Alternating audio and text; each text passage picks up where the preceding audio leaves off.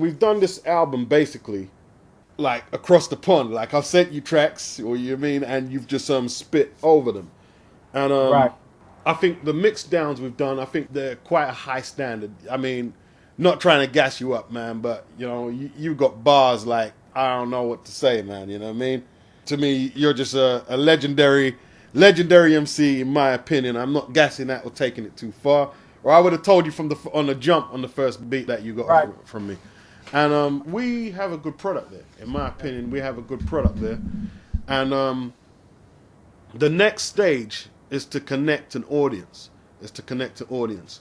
So the only thing I know really, and I've developed a little audience, is through my boxing channel, the Boxing Beats and Rhymes channel. I've got audience there on YouTube.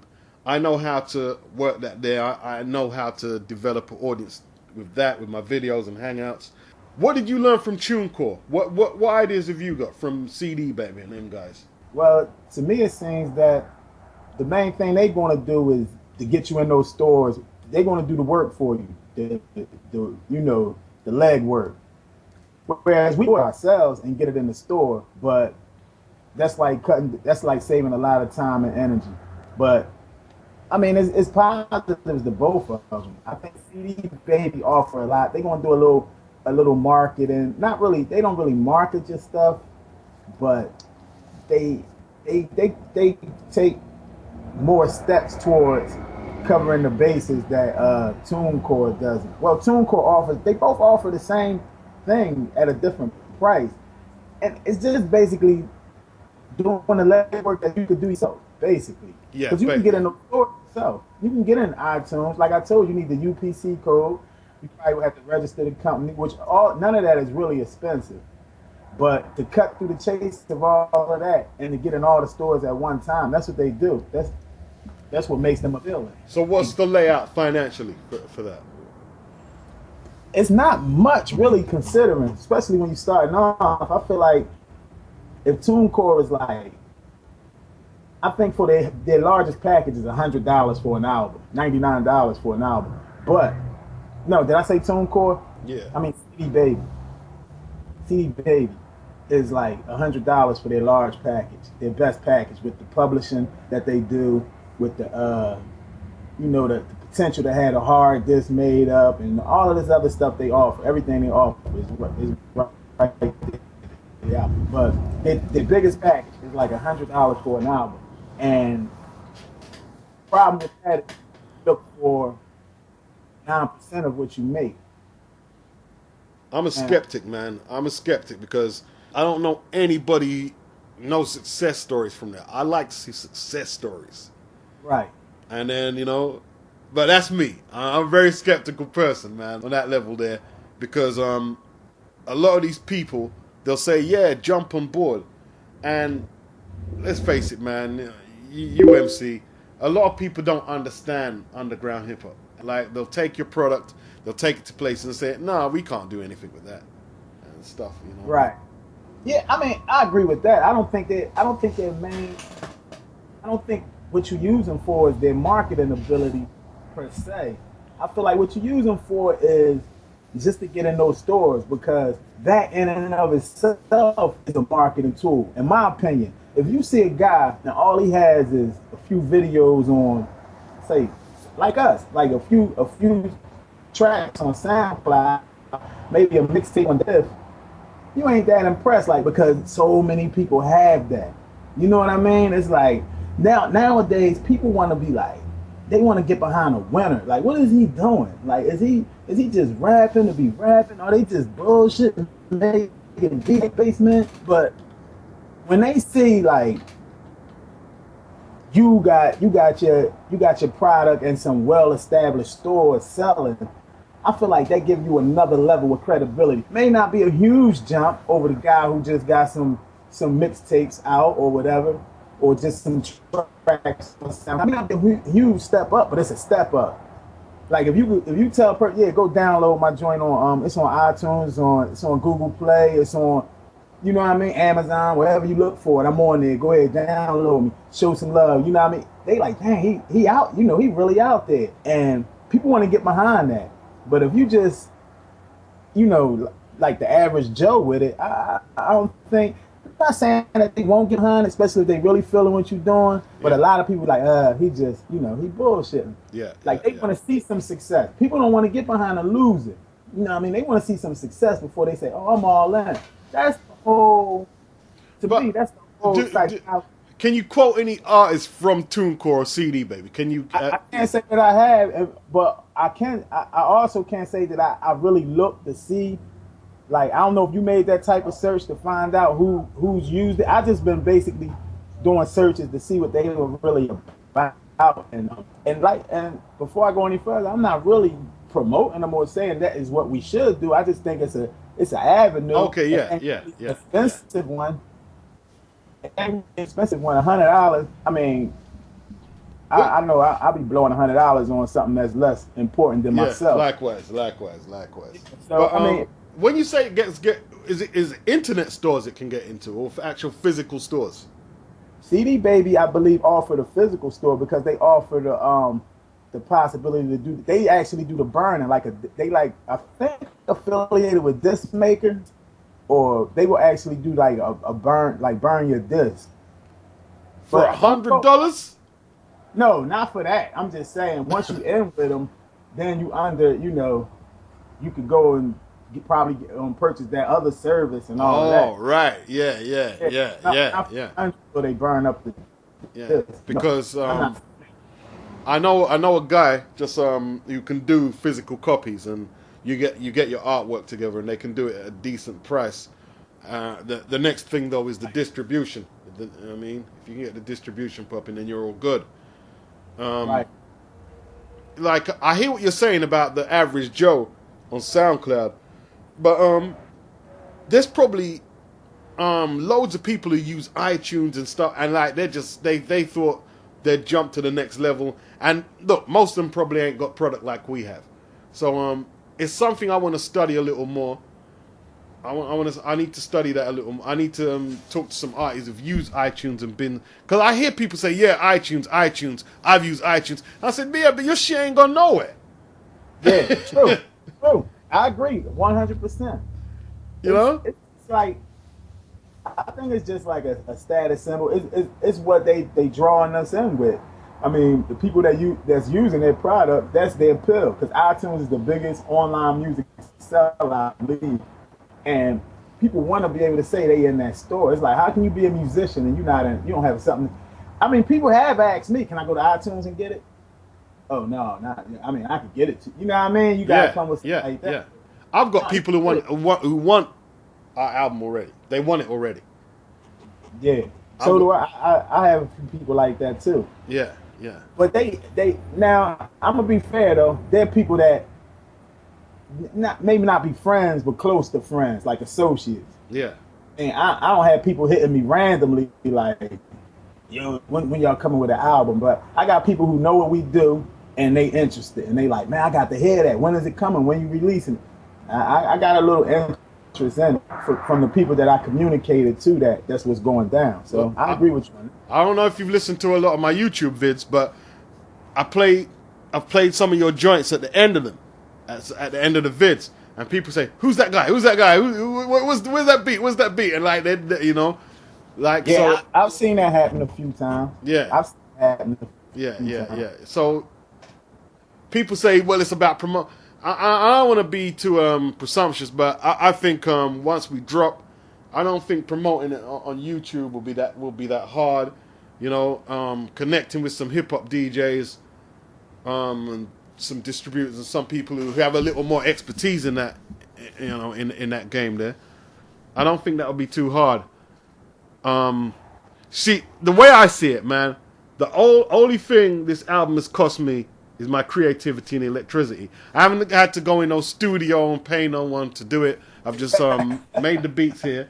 I don't know what it's cost you in recording. But nah, I'm right here. I'm in my lab right now. It's actually my bedroom is my lab. You see, that's the beautiful thing about it, man. That's the beautiful thing. So, you know, that's one stress we don't have. We don't have to pay back no labels, no crap, or anything like that. And it's quite remarkable because we're thousands of miles apart, and we're talking about how to push our music out there, which is that's a beautiful thing right there, in my opinion. You It's know. unique too. That gotta be. Maybe we should get that in on the album somehow, like some kind of conversation, like, yo, you over there, I'm over here, we still gonna make it happen. And that I think that would help the ingenuity of it. I mean, help people notice Yeah. how creative we had to get to make it happen. Yep. You know? Yep. No doubt about that, man. No doubt. So, you see your YouTube channel. Have you got it monetized, or is it? No, not my nope. My channel is not monetized. That my Live J5 channel with no, I only got one channel and it's not monetized. Okay. I was looking into doing a dual channel. We can do a dual channel, but to actually monetize it so they'd split the royalties, they don't do that. They'll send it to one account, so that's going to be a bit of a right. Yeah, be a bit of a mofo right there. But I know for sure from my end, if I was to upload that joint on my YouTube channel, my AdSense would be good for it. It would be good. I'm not going to do that because I wouldn't know how to split whatever with you, because it's going to all come together with my boxing vids as well. So I'm not going to do that from the jump. But we would get a buzz. We would definitely get a buzz, and cause I have a little buzz there, and the promotion would be good. The promotion would be good. And you see, the thing is, I think you should monetize your channel. I think you should monetize it, and get some of your other mixtapes on there. Get some interviews on there. What we really need to do is focus on the media side of it as much as our music. That's what people like. Look, we ain't gonna do the Soldier Boy thing, and we ain't gonna do that. But these guys have used media as much as their music to blow up. If you think about it. Yeah, I know. I was thinking the same thing when you wanted to record the conversation. See, I get exactly where you're coming from. You want to see, who did it. Yeah. And the YouTube has shown that people have done it, like Wiz and Currency, for instance. And they just document almost everything before they blew up. That's how people really got into them, because they probably felt like they knew them.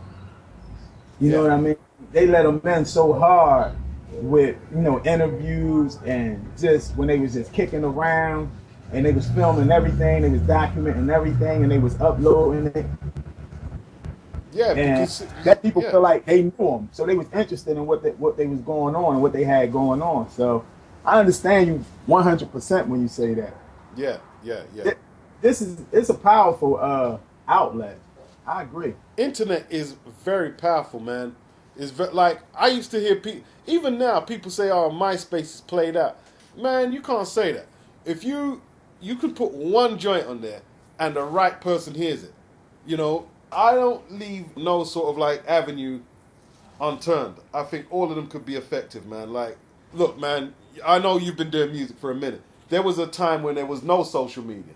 Yeah, right? When I started. Yeah, there was no social media at all, man. Like, to get a record actually made, you'd have to pay money in the studio. You'd have to pay this, that, and it was almost impossible at times. Especially independently, you almost needed a label. You needed to be on a label. You see, that's what I'm saying. Back in the days, man, I remember just trying to get recordings done, and we'd have to spend a whole load of money, and we'd get the recordings, and we wouldn't be happy with it, because sometimes you get 2 hours for how much money you're spending, Yeah, it's crazy, believe it or not. When we did Hitting Harder, a lot of people probably wouldn't know, but we did that joint in Chung King House of Metal. Wow, you did Chung King? Damn. Yeah, we did that joint in Chung King, Steve X, and Chuck Val. They mixed that joint. Like, they was like top engineer. They was mixing LL and Run DMC shit back at that time. Wow. Steve X and Chuck Val mixed it down. When we did Groove Busted. Yeah. This is the peculiar thing. When we did Groove Busted first, we did that joint in Philly at Studio 4 with Joe the Butcher Nicolo. Wow. Who, he was powerful. He went on to start Rough House Records. What's that joint called? I know he had Chris Cross, Rough House? Rough. No. It started as Rough House, then he changed it to Rough Nation, where he had Okay. Crisscross, Cypress Hill, the Fugees. He had all of them came out on Rough Nation, and he Okay. turned it into that. But before all that, he had a studio in Philly on Spring Garden called Studio 4, and we did Groove Busted in that joint. And at the time, it was like $100 an hour to work in there, about $75 to $100 an hour to work in Studio 4. And we did Groove Busted in it, but we never liked the sound because Groove Busted didn't have that heavy kick Yeah. that was coming out of New York at the time. And we said, dang, man, we want that boom, we want that sound that, Run and L and them got. So when we did Hitting Harder, that's what we did. We went to the exact place where they was doing it at. We went to Chung House of Metal, and believe it or not, it was only like $30 or $40 an hour. It was cheaper than the Joe the Butcher studio. And that joint is heavy, man. Yeah, he had. They knew what they was doing, man. But at that time, you probably needed a label or somebody with some money back. It wasn't like now. What label was that under again? What label was that? What, when we did Hitting Harder? Yeah. It was under like an independent label called Felony. Yeah, that's Felony. That's right. Felony.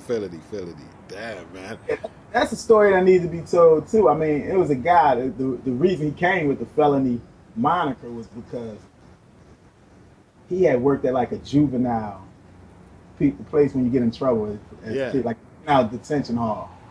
So he had an idea to form a group with like bad kids from all over the city. Yeah. So he's going to guy from Uptown, a guy from South Philly, a guy from North, and all over the city. He was going to get one guy, West Philly guy, and he was going to put us all together and form like a super group. And it was going to be Felony Records, Felony, because he was all tied and we was in trouble, bad kids. We turned it around. Yes, baby. Yeah, and when he met me, okay, baby.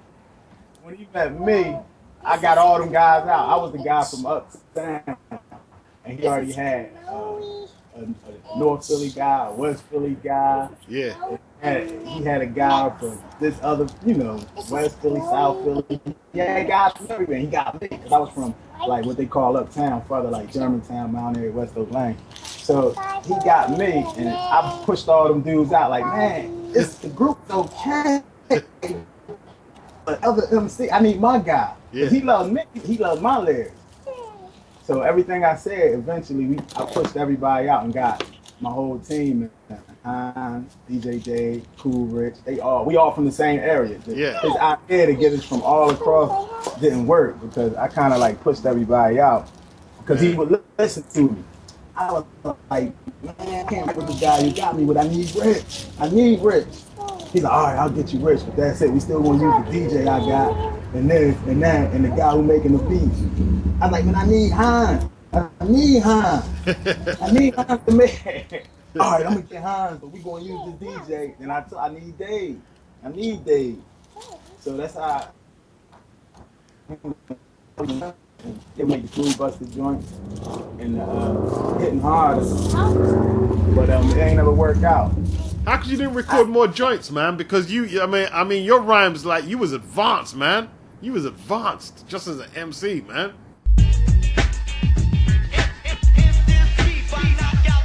J5 getting live every time that you see him. Ain't no limit to my rhyme. I rockin' AM or PM. Always hitting fast or slow. We be flowing. Never cock out or quit, but keep going and going. Move forward. We never keep the crowd bored. Don't ever step or you'll get strangled with my mic cord. Voice is always bass, never alto or soprano. Hitting hard with a guitar, now soft with a piano. Don't say my rhymes in riddles, so you don't have to decode it. DJ Hans is coded, but for 1 second just hold it. MC's choke is no joke, they are weak. When two freshers in the flesh, they sit back in their seats. We're hitting harder.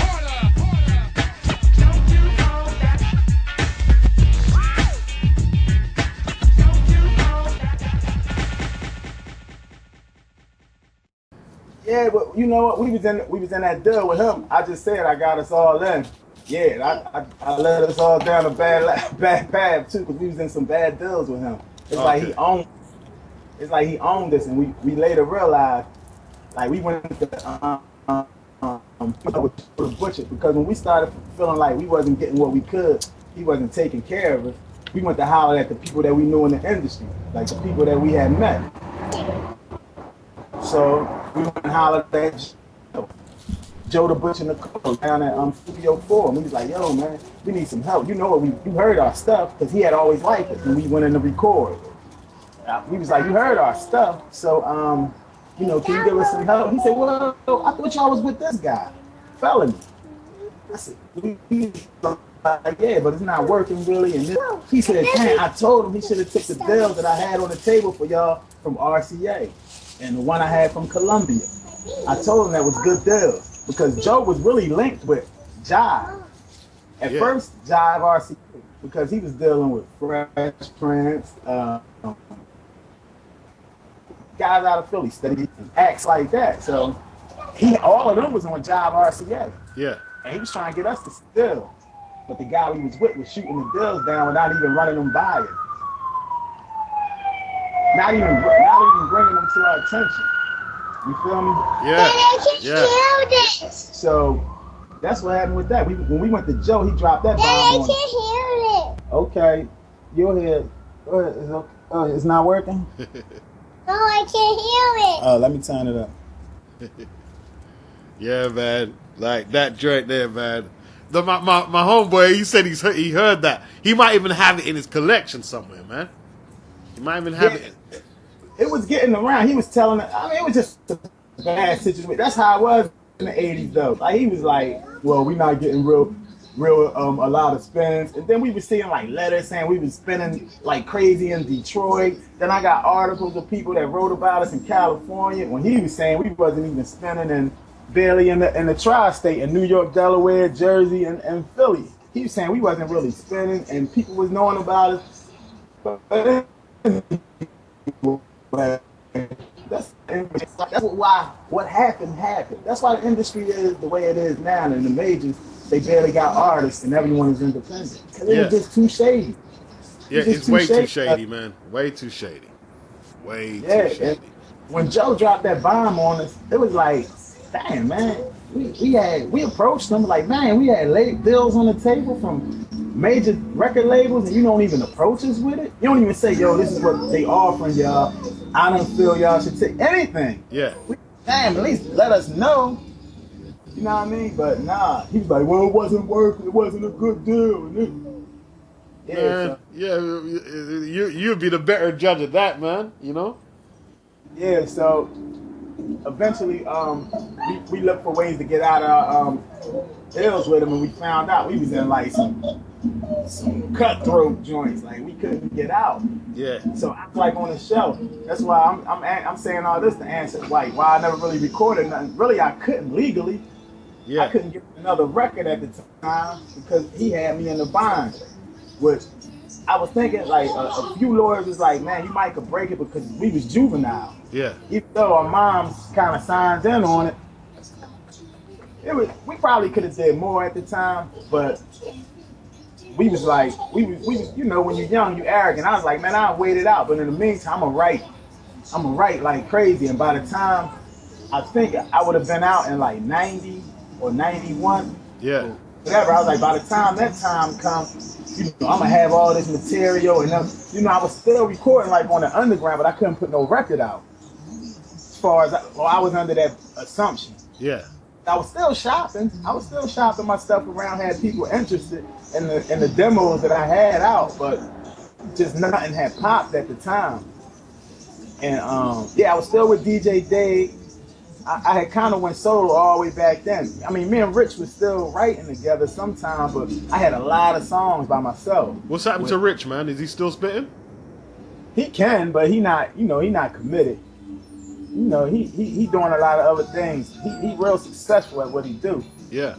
Yeah, but yeah, he man. can still spit. Like we did a show with King Hines on his birthday, and we brought out some of the old stuff. We did Hitting Hard, Groove Busted.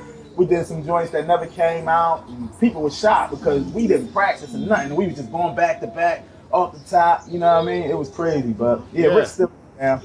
He can still get down. Yeah, I see Hans. He had KRS-One in Philly. and I saw the concert, man. So Hans is busy with his cameraman and doing his stuff Yeah, and promoting, yeah, man. that's the thing now. That's the thing. Like, I was getting the beats off of Hines. Like, and he got busy with the camp, but I had to respect what he do. He found something that, like, I could do that, and he's good at it. And he was like, man, I ain't really making the beats like I used to. I'm like, it's cool, man. Do your thing. So what, you gonna record some vids with him? I'm gonna try to get him to shoot some of these songs. Yeah. That would be Yeah. nice. I'm gonna try to get him to shoot some of these songs. That's my whole plan because he really got good at it. You know what I mean? Yeah. I remember when he first started. Look, man, if you get any shows, man, or any outlets, do what you gotta do. Don't worry about, man. Get your money, man. Do your vids. Get your money. Don't give it a second thought. I'm not like I'm not gonna. I ain't saying it now, and then I'm gonna change my mind later. Do what you gotta do. What you gotta do, because you know there is a time difference and a travel difference. So I can't expect you to sit back and like I can't vocal from here. It's just a matter of you Right. going out, and if you can get shows, do what you got to do. Do what you got to do, man. I think they're gonna come up. Even right now, Hines is just like, yo, you gotta be on the scene. Yeah. And every time I see Hines, he like, man, you just gotta be here. Yeah. But I ain't lie to you. I'm 44. I'm not committed like I once was, and that's kind of I already know. Anything you gonna do, you gotta give it 100. You can't really 50-50 nothing. Yeah. You know what I mean? But you see what I'm doing. I'm here with my daughter. I got a wife. Yeah. You know what I mean? I can't. It's not like when we had Hitting Hard and that was my life. That's Yeah. all I did. Yeah. If you walk on me on the street, I could rhyme for like an hour straight. People be like, "Yo, stop, man! Say something. Just talk normal." You know what I mean? That's all I did at that time. Yeah. So it ain't the same, but somehow I just could still do it. Yeah. With not as much effort. I could just sit back. I could take a weekend and just write that whole weekend. Yeah. It ain't like I used to, where I used to do it every day, all day. I used to wake up with a rhyme on my head. My mom would be like, boy, talk regular. You know what I mean? My mom would be like, Yeah. you See- too caught in that stuff. That's the thing right now, man. Like we ain't under no stress to be chasing, whatever the mainstream. We ain't under no stress to do that. Right now we can just connect, do some networking with a real underground, because that's what we do. That's what we do. It's underground hip hop. It's there's no wasted lyrics there. There's no keyboard beats or none of that stuff there. It's constructed. Yeah. So we can just take our time. No, when I say take, I'm not saying we're gonna just fall asleep on the project, but we can. I agree with you. You don't need to rush this out, but I do feel like usually when I rhyme something, I felt it like something happened, like that home joint, because that Ray Rice situation was going on, and it was going all crazy on Twitter, getting emotional about domestic violence, and it just hit me to put that joint together. And like right now, it's so crazy in the city, like that one joint, my city crazy, kids die in seconds. What is it? Yeah. I can't even think of it right now, but you know what I'm talking about. They barely making it to be a dub. They not making it to 20. They dying right in broad daylight. That's a fighting thing. If they could write in their dreams, maybe they see their way out of the trap. Oh man, I should know this. I should know this. That joint. I mean, I wrote the lyric first, but like in the next week, 2 kids, one 15-year-old, and I guess one girl wasn't really a kid, but early 20s. Died right in the broad daylight shooting, man. It's like that. It's like it was so on point. I'm like, man, this needs to be out right now so people can hear that. Yeah. What I'm saying is like, yo, we gotta wake up. Like these, I don't see how people could get away with just saying that bullshit. It's not no conscience, man. Well, I can't. I don't. Even when I was doing dirt, I still couldn't just be sitting up there promoting it because I knew deep. And I say that in the lyric too. I knew deep down, even back then, clowning for some fame. level, Clowning for fame.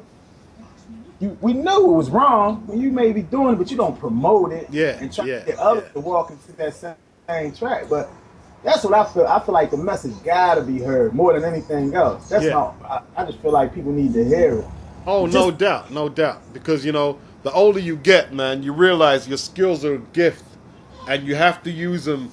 You have to use it. Like when I say you got to use them with something that resonates with your heart. If you don't do Yeah. that, you're not being true to yourself, and that's how people develop sickness and that shit and illness by not doing shit that's real to them. So I feel you on that, and you have a gift there. You have a gift, and you like, man, I can't think of no track where you wasted a rhyme. Everything represented something to me, and like I like that kind of MC, and I like MCing where, the MC isn't sort of like trying to force being conscious, because you can still hear that hard street element, like, that you've been through stuff, but you're still in search of leading everything in the right way, man, women, child, and yourself.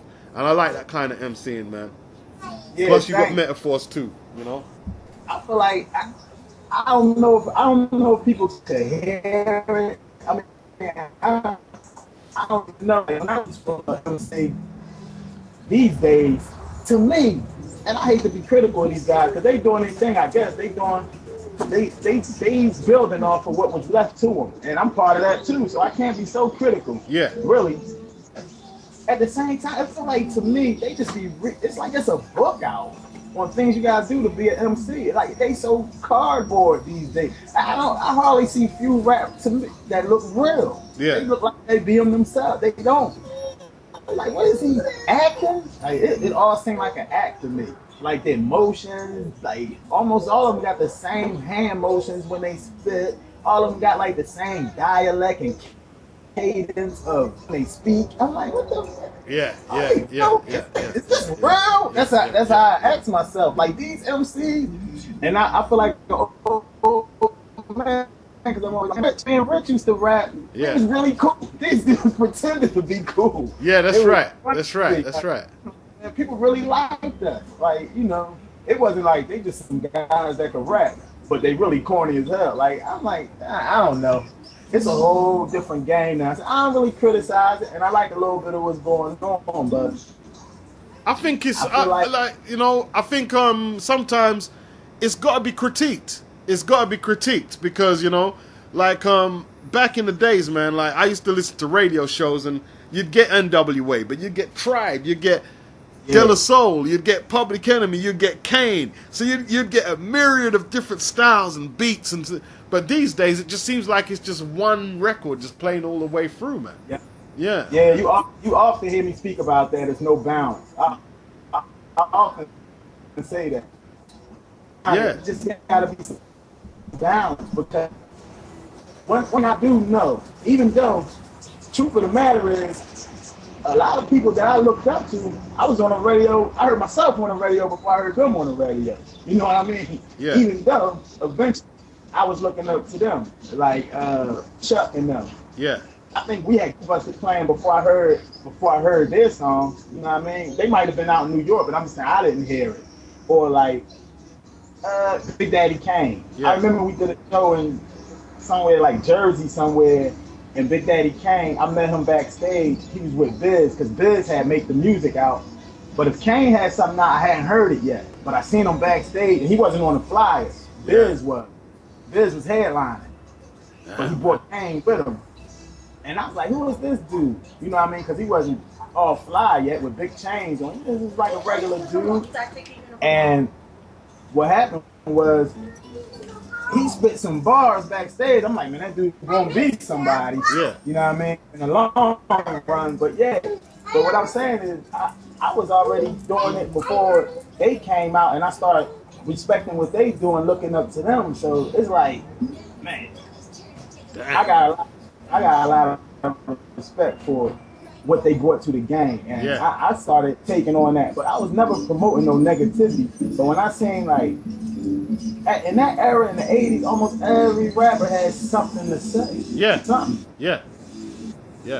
That's right. It was negative and something to say. You know what I mean? Like some type of message to the madness. So, man, there was a stage where if you didn't be spitting about something or had some skills, you'd look stupid. You know what I mean? But Yeah. I think that them days are sort of like past, man. Them days are past, and man, it's good to see an MC like because when you think about it, you came out before Kane. Yeah. 87 I is think before so. Kane. Yeah. I didn't hear him. I'm not now. Well, he had one joint. Remember, what was it called, man? Get Involved. He used that beat, but that wasn't. It wasn't a big joint. Live New York is Saturday night. That joint, something like that. Yeah, I think so. That's the Yeah. first joint I heard by him. Yeah. I think when I heard it, I was like, "That's that dude from backstage." Yeah. I said that. You know what I mean? When I heard that joint. Yeah. It's good to see that, man. So Yeah. like I wouldn't say like we're trying to bring the old sound back. It was nothing contrived. This is what we do. This is what we do. You know? Yeah, definitely. Yeah. And I think that's the good thing about it. Because I see some cats, they actually deliberately try to recreate something. And that, you can hear it sometimes, it sounds forced. But our shit ain't forced. Sorry to say that word in front of your daughter, man. Apologies. But our stuff, our material is not, it's not forced. It ain't forced. If it sounds like it's got that vintage sound, that's just how it came about. That's just how it came about, man. You know? Yeah. If they was there, you could almost tell if they are 90s. I mean, I guess like you ever listen to Joey Badass? Yeah. He got a 90s flavor, and I'm sure he wasn't around because he's like a young cat. Yeah. But I mean, it don't really sound that I mean, it's at some point it's kind of saying like he doing it a lot. Like I guess not forced, but like okay, enough already with the 90s, would you? But no, he sound pretty like he was there. It don't really seem like he's forcing. But I know what you're saying. Yeah. Some people, they wasn't there, and you could tell. Yeah. They were part of that era. And there's a lot of cats, like in our age range, they're a bit too overprotective over, they criticize it. Like you say, you ain't trying to be too critical. You want to show some leadership, but you ain't trying to. But some cats, man, I had to block one guy on Facebook because he was like just critiquing everything, and like he was saying how Nas sold out and everybody sold out to this devil, and then I said, damn, you're just going too deep with it, man. Like just let the music breathe, and For one, if you really a student of the game and you love hip hop, then there's certain aspects of rhyming you can't front on. I mean, you can't hear certain MCs and then say he not hot or he can't spit. You might, or the most you could say is you don't like what he's talking about, or you don't like. But you can't front on his skill. Like Kendrick Lamar, I don't front on his skill. I may not necessarily listen to him or appreciate his music like some other people do, but he got skills. Yeah. Eminem got skills. A lot of people be like Eminem's trash. There's no way he could be trash. Yeah, there's no way he's trash. There's no way. Vocabulary is good. You know what I mean? He got different punchlines and metaphors and breath control. He could do everything. There's no way he could be trash. But Flatbush, Flatbush Zombies have got some skills. I like him, but I do respect his craft. Yeah. He could do this thing called rhyming. And there's a lot of people like that. Like Wayne, for instance. I may not listen. You may never catch me listening to Lil Wayne, but I admit he got some skills where you need to have them at. He got some of the tools that you need to have to be an MC. Yeah. You can't take that away from him. Now, do you like what he's talking about? All that alien and he on water and drinking lean and all. I don't know. But I can tell you, being a student of the game, he got skills. There's a lot of people. Now, if a person can't acknowledge when somebody got skills, they just too caught up in their era of music to acknowledge that a person is younger than them, from a different generation, got skills. You can't talk to them. You can't have a good conversation with them because they one-sided. Yeah, like that's right. They don't have an open mind. That's right. Yeah, I see why you had to block the dude. Certain things is almost like it's worldwide accepted. Yeah. Now I'm gonna go with that. Like the sky's blue right now. If you want to sit and argue with me and say that it's green or purple, okay. We can't discuss. We can't have a discussion. Yeah. So, because the way I see it, man, like he's a good DJ. The guy had to block. He's a really good DJ. But I was thinking to myself, okay, you have all this knowledge, and you put out these great tapes, but instead of leading by example, so that way, even if you catch one of them who are misled, and you can have to put some realness into them, you'd at least have one.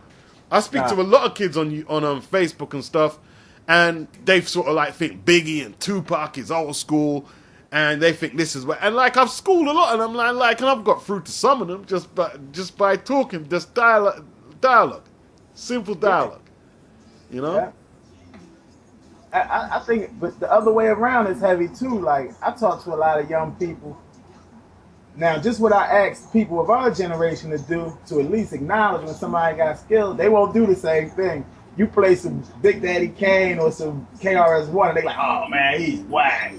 You're like, what? Yeah. Yeah, they won't do the same thing sometimes, but you know, they got the excuse of being young and ignorant. I tell them, but that's not much of an excuse, because for me coming up, like I knew about artists who were around before I was even born. I studied them, you know, whether it's James Brown, Rufus Thomas, Donny Hathaway. I didn't grow up listening to that, but I discovered, but I discovered it and I learned it. So yeah, the learning curve is different. Right now, it seems. Now, I'm not saying, like, I know a young guy I used to work with, and he would listen to all that stuff. He would go so far to listen to Melly Mel, and he was only in his early 20s, like 23 or 24. And he would be listening to Melly Mel, and Q-Tip was like one of his favorite MCs, and, you know, Cool G rap old stuff, and Ultra, and all that. He could quote bars, and he knew. So when he critiqued, you know what I mean? I felt better accepting it because I knew he at least gave it a chance. You know what I mean? He just wasn't like, oh, that's that old stuff. I can't listen to that. You know what I mean? Yeah. I think they should at least, there's no way. Like, it's like saying it's an MJ without a Julius Erving, or, you know what I mean? It gotta be a foundation. It gotta be a foundation. If you don't know the roots of the foundation, like, it's no way you could say this MC is better than Kane. Like, for instance, Jay-Z is better than Kane. Yeah, that's right. Say that. Anybody will say it. Jay-Z. Who better, Kane or Jay-Z? Jay-Z. Okay. But you gotta realize, Kane laid the foundation. Kane set a bar that probably influenced Jay-Z to write a whole album. You know what I mean? He was because Kane was the man. Jay-Z wasn't. So he had to be listening to Kane. Exactly. You know what I mean?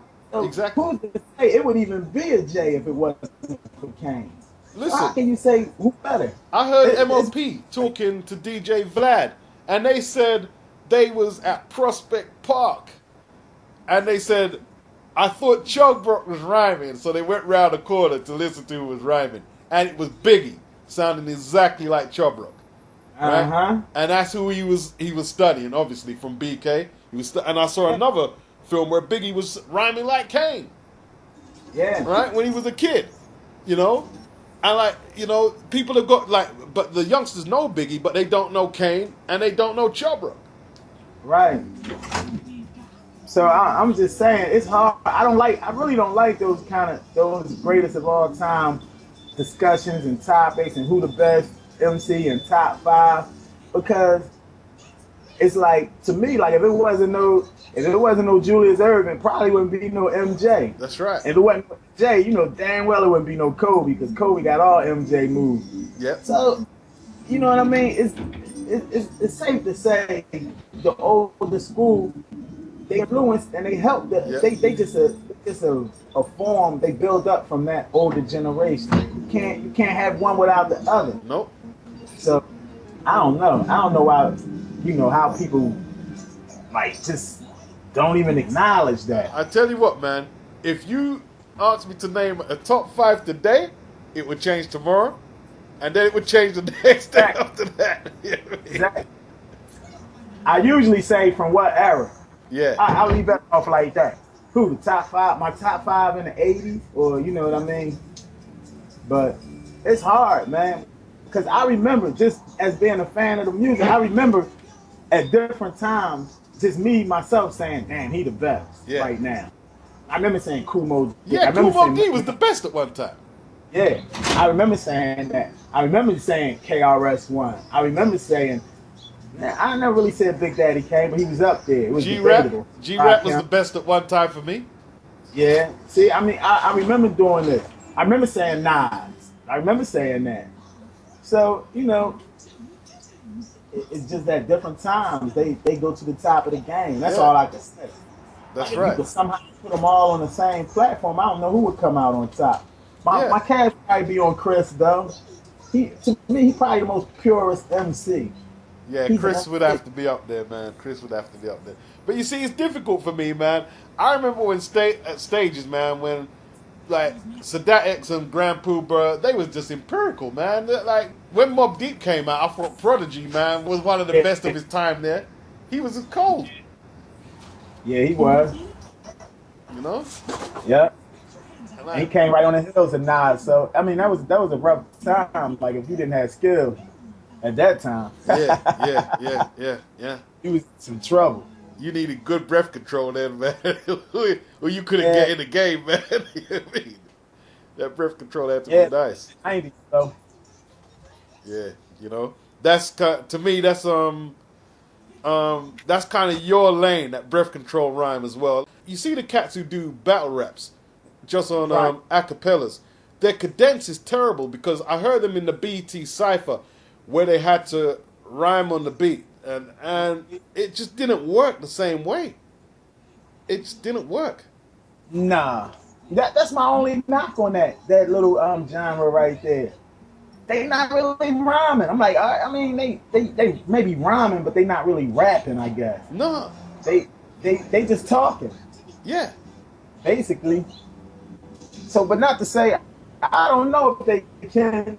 I don't know.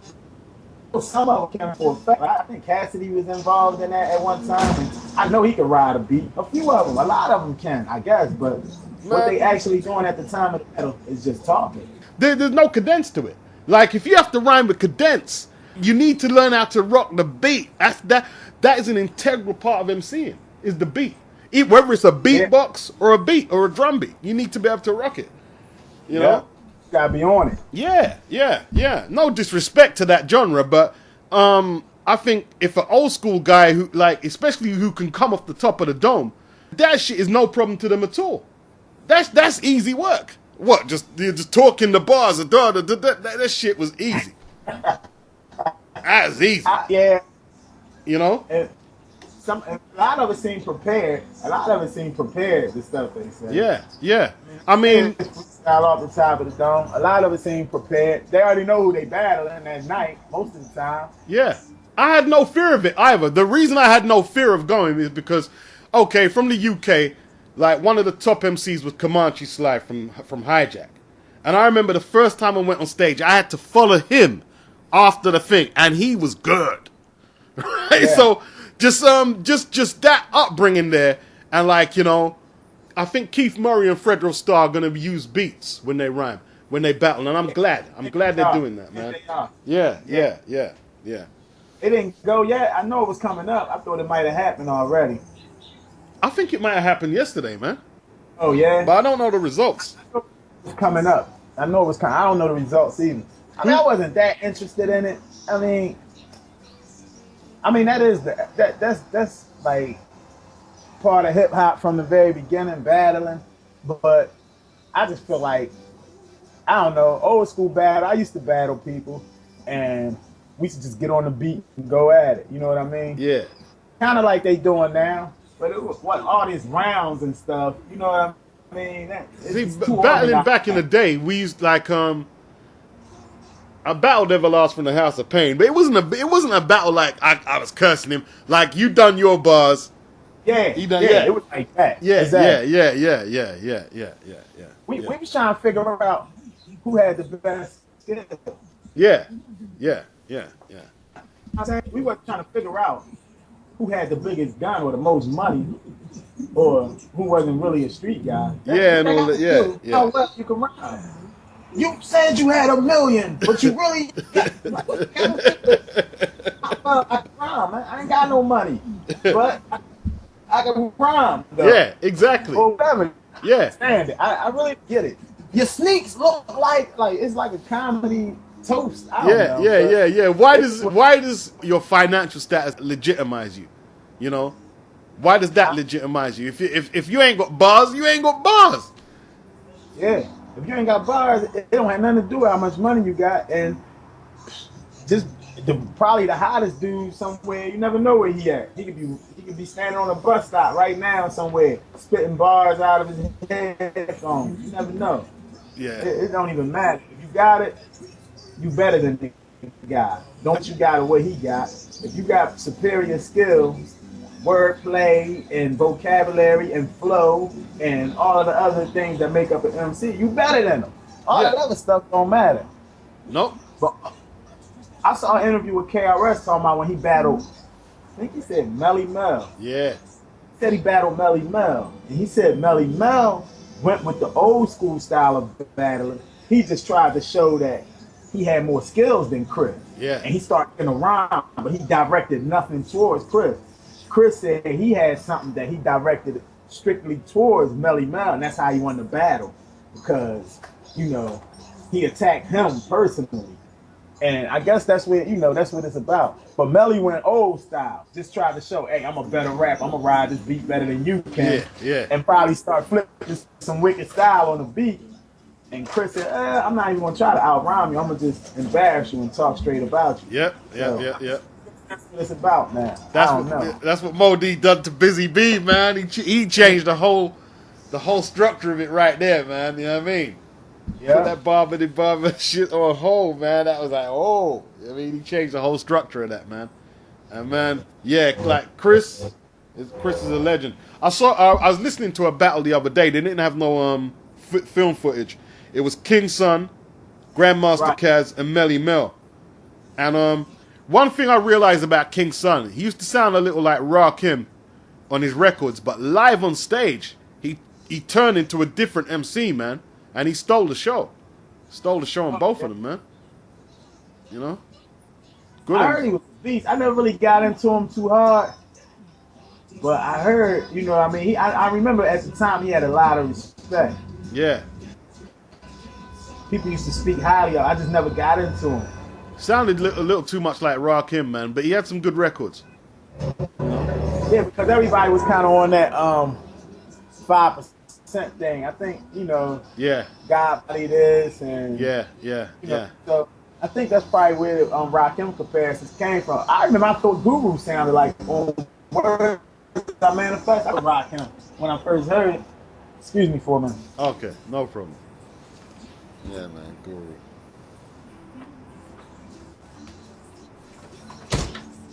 Looking back at it, I don't know how I thought it was Rakim. But that style that Rakim had wasn't that popular then, that slow, laid-back, lazy flow. Yeah. Nobody really had it, only him, and then EPMD came with it. Yeah. And then I heard Guru kind of with that Words That a Man of Fact, and I was like, is that Rakim? Yeah. Even, I told somebody this, and I was happy to later find, I remember I thought Summertime was Rakim, and it was Fresh Prince. I felt embarrassed. Rakim wrote the rhymes, apparently. Yeah, and I found out later, and I was like, man, I feel justified now. But I remember when I first heard it, I said, dang, who was that, Rakim? Yeah. Cause I was thinking, man, Will ain't got them kind of skills. I mean, Will's nice, but man, you know what I mean? I felt bad when I said, who was that, Rakim, and it was Fresh Prince. I said, dang, what the hell? Yeah. And, later on, I felt vindicated when I found out that the R wrote the rhyme. Like, I can't lie, man. The Paid in Full record had a massive influence on rap in this country in terms of people listening to it and people spitting. It had a mass. I don't even think KRS had the same impact. I think like on the underground, KRS One had just as big as an impact, but all around, Rakim was it's enormous the influence he had. You know? Okay. And like, the R. Some say he's the greatest, man. I can see why they say that. I love the R. I mean, probably know all his lyrics. I mean, I say them. When it come on, I nod my head to it. But my only knock on him was always that I thought he just didn't have enough lyrics. Yeah. I mean, not enough lyrics, but he didn't put out enough material at the time. Yeah. Like when he first heard I Got Soul, or not I Got Soul, Eric B for President. Yeah. It took so long to hear anything else by him, and then he came out with the Thinking of a Master Plan. Yeah. And that was only one verse. Then he said, "Why he took so? My girl want to know why we took so long on the album." It's like he wasn't coming out with enough stuff. I hear it takes him a long time to write rhymes of. Right. He's meticulous. Which you can't knock that. I think that that's another thing. I think that's ruining like the quality of hip hop. And I mention it. I only touch on it in a song I got called "Swaggin' Now." When I be like, we at a point where niggas feel like they ain't got it right. Yeah. You know what I mean? Feel that they still need a little honing. Yeah, but because people think like they so obsessed with the quantity of work. And Lil Wayne, I think, did that. One year he put out what 70 mixtapes or something. Yeah. Something ridiculous. Kind of outrageous number. Yeah. And I think that kind of warped the game where they put people on an unrealistic like work schedule where they was just, Wale came with the no rest, no days off or whatever. And everybody was just trying to have a whole super catalog of music, which I thought that don't mean you got quality. And like I say in another lyric, that don't elevate. I think Swaggin' Now, I say it in the same lyric. I say all of that don't increase the value. It decreases. Yeah. And it's like flooding an economy with money. Yeah. That's just low value of that money. You know what I mean? It don't inflate the value, it decreases. That's simple economic logic if you think about it. Yeah, it is. I mean, yeah. You're printing up more money than actual industrial growth. This doesn't make any sense. But Tupac did that to a degree, didn't he? Yeah, he did, because he had all that work stacked up. But we don't know how long it took him to create it, though. Where's Wayne? All this stuff in a year. You know what I mean? Like, what the hell? Yeah. Like, man, the MC to me in that late 80s is G-Rap. Because, man, just when I thought I could string a few words together, when I heard Men at Work, it was like, I ain't even going to bother do this, man. There's no way I'm going to get to that level, because I was just listening to this guy, and the breath control and the syllables and the rhyme schemes, it was just like, damn, that's just, like, can you really do that with a mic? And it's like, damn, that's just like, man, scary. Yeah, that Men at Work, man, he had so much stuff at that time where he was just like non-stop flowing. That was raw hip hop, man. That beat. Yeah. It's like Road to the Riches. And that joint had me messed up. Yeah, me too. Subject matter too, because he just hit it right on the head. Yeah. He hit it right on the head of what was going on at that time. You know what I mean? I used to stand on the block selling cooked up rap money, busting out my side because I really would clop. There were 4 kind of things, bringing jackets and jeans. Yeah. All of that, yeah. Point, he was just running it, and the beat was like that was a classic, automatic. Like, well, it actually it's kind of the first record of its kind, of many. It spawned like people say Schoolie D was the first gangster rapper, but G-Rap was actually, like you say, I used to the cook up rock, and he was actually just going through the daily, what you can imagine for an American or a New Yorker or an African American in the hood, what they have to do or what they was doing. He just, man, incredible. You could just see it, like, man, he on point. Yeah, like, he was. I never heard nobody hit it on point. And actually, at the time, I mean, I feel like I wasn't really writing street rhymes because I never really was proud of what I was doing, though. Yeah. You know what I mean? Even though I didn't think it was something to brag about. I always knew better. Yeah. So, you know what I mean? But I never really wrote those type of rhymes. Matter of fact, at that time I had a rhyme probably called "Leave That Crack Alone," which I threw in some Kumo D. Leave that crack alone. You know what I mean? From Battling L. But he made me see possibilities of like just having knowledge about the street. Yeah. We all had it, but who could actually put that into words like he did? like everybody knew about what was going on, but he just hit it. Yeah, He hit it on the head like perfectly. So yeah, it was a revolutionary record. It changed a lot. It did. It probably made a lot of people go back and start writing like some street rhymes. Yeah. Yeah, it was a dope record. Because like if you hear the New York landscape, like say from '91, it sort of got away from the freestyle sort of the freestyle lyric, and it got more way more street. And I think guys like Biggie, Wu-Tang, Onyx, Nas, AZ, and them guys, Boot Camp Click. Yeah. Well, from experience, I can tell you what happened to me. I was around a person who didn't really who wasn't a music person, who wasn't really in the music business, but they was giving me advice. I guess they was trying to get it in, and they was giving me advice. They had some good insight. And what he told me, because I was an MC at that time, and I guess my probably like I model my style like than anybody, because Kool Moe just rapped about rapping. You know what I mean? Like he rapped about how good he could rap. Yeah. One side and the party, I'm the center of attention. Not to mention that I really, you know what I mean? He rapped about how great he was MCing, and I did that to a large degree. And somebody at this time, probably like in 92 or 93, was like, man, if you could turn the skills you got and just, he said, you hear Snoop Dogg and Dr. Dre. Now, I didn't say this. I don't want to sound like I'm dissing them. Yeah. But he said, if you heard Snoop Dogg and Dr. Dre, their song, and what they talk about, I said, yeah. He said, well, they can't rap, though. Yeah. He said, what's making them good is they talking about that stuff, what they talking about. Yeah. Not their rap skills. He's like, now, if you could talk about that stuff with your rap skills, then you will be, you know what I mean? Yeah. The man. Yeah. Can't you talk about, like, you've been through all that stuff, can't you rap about it? I'm like, man, it's not really my thing to rap about this.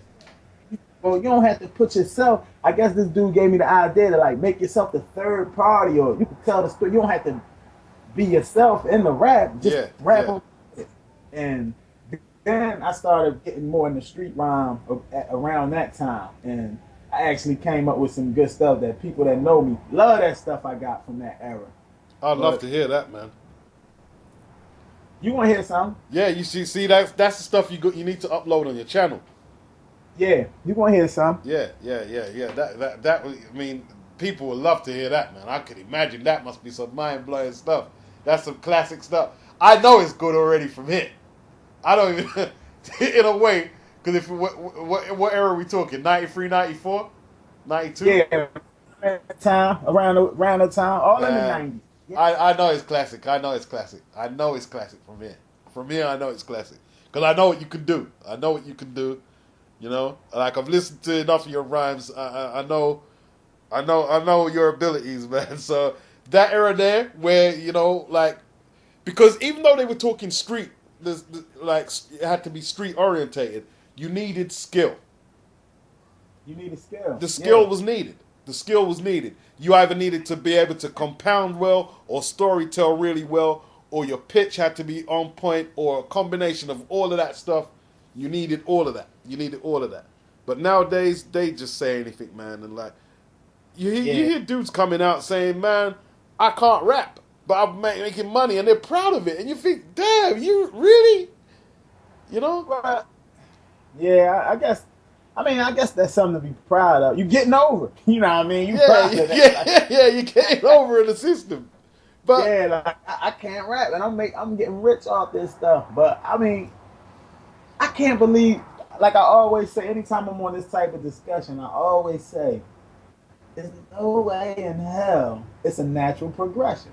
No. There's no way in hell rap naturally, or I can't even call it a progression. It got to be a natural regression or digressing or something, some other word that means going backwards. But I can't believe it's a natural movement of rap to go from, say, like Chuck D, yeah, and Rakim, to like what's going on now, or like the Boy or something, or those guys found the Jerk or something like that. You know what I mean? Yeah. What's it called? Do the Jerk? Whatever that dance was the called. Dougie, No, the Dougie. Dougie or whatever. Dougie, it's some Cali Swag District or something. They had a song. Yeah, it was called the Dougie, right?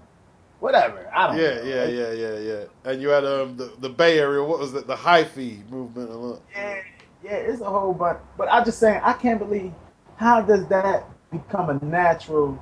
But the thing is, man, we had the Pee Wee Herman, but there was variety there. It was different. I don't know. I mean, like we had dances, but all right, yeah, that's what I'm saying. Where our Chuck D at? Yeah, there is no Chuck D. We don't have no Chuck D. The buzzword they use now is that they're irrelevant. They always say, they keep saying, they're irrelevant. I hate when they use that word. Yeah, that's true. I mean, you got guys with like some lyrics that will touch on some heavy subject. I think Ab Soul, he know what's going on. He touch on a lot of stuff on a certain degree, but I feel like in order to stay the words you use relevant or in the public eye, yeah.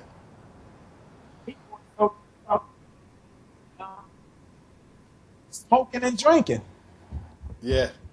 You know what I mean? Like they relegated to that. Like, man, if you talk about smoking and drinking and all this other stuff, all this other negativity, then like, all right, you can get on your album one song that's talking about upliftment of your people. But first we need you to tear them down, brother. Yeah.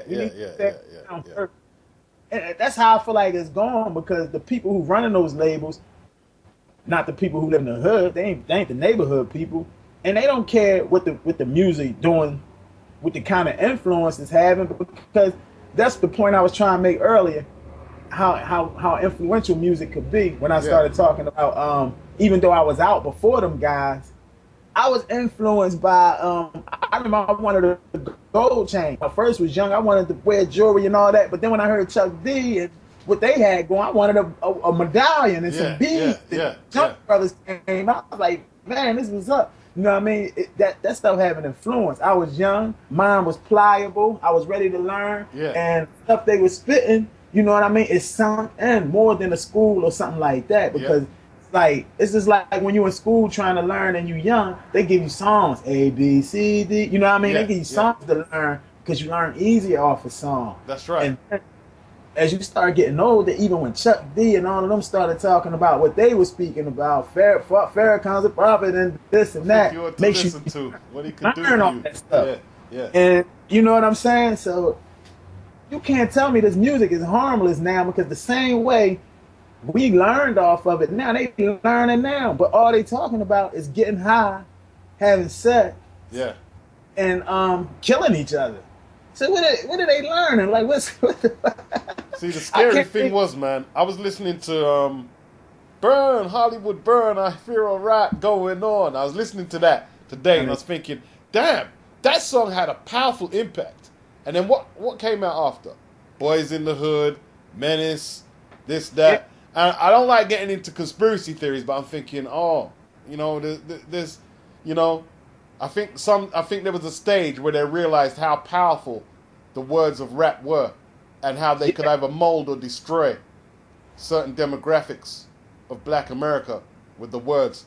And to me, some people say them films were gang recruitment, and to a degree they were.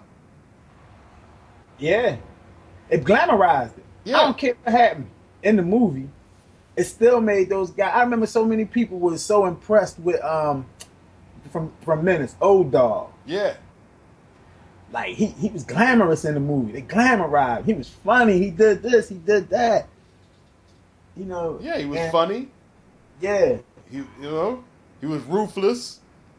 Yeah. No one could mess with him. And you see, they tap into basic survival instincts for a young male. Like, nobody wants to get picked on. You don't want to be the laughing stock. You want to be untouchable.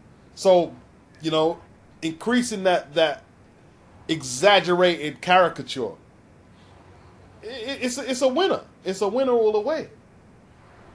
Yeah, I mean, they try to, like I said, I always touch on it, what's in my head and what I be thinking about. But like in Blind Eye, I touch on it, man. Yeah. If you don't understand the power of images, you probably think it's innocent and nothing is planned out. You probably think the demand for consciousness ran out. Yeah. Which it didn't. People still want it, but they not willing to give it because it's powerful, man. This image is powerful. Yeah, it is powerful, man. It is powerful. Like I said, man, your skills are a gift. And I think the older we get, we realize, like, you know, sometimes I make beats and stuff, and I think to myself, I just, nah, that's years of application, whether I want to acknowledge it or not. Yeah. Yeah, you know, that's years of application. That's years of my ear training the sound. Even before I had equipment, my ear was training how to make that sound. You know, and like the worst thing you can do is say I like modesty, but the worst thing you can do is play down your gift. Right. That's the worst thing you can do, because like I said, you didn't waste any lyrics in that on our disc. There's no wasted lyrics. There's no beats that we have on there that you can say, oh, this is Candy Floss music, you know? Right. We didn't just throw a track and just to fill it up like, man, let's have 16. Put this on. Yeah. There's none of that there, you know? And that's the realest thing for me, man, is that we haven't tried to be kids on this album. We haven't tried to be young kids. Nah, I think that's the worst though. Like when you got a guy that you already respect his craft, like say Rakim, because I heard him on the track with somebody that I was like, Ra, come on, man, you don't need to be on there with him. I forget who it was, but he was on the track with somebody, and like he wasn't sounding like the R. He's like, basically, I guess trying to keep up. It wasn't with Mano, was it? Not with Mano. Might have been Mano. Yeah. Red Cafe, one of them. It was a New York guy. You know, Mano. It was Mano on the last album. Yeah, maybe probably Mano. Yeah, it was Mano. I didn't like that collab.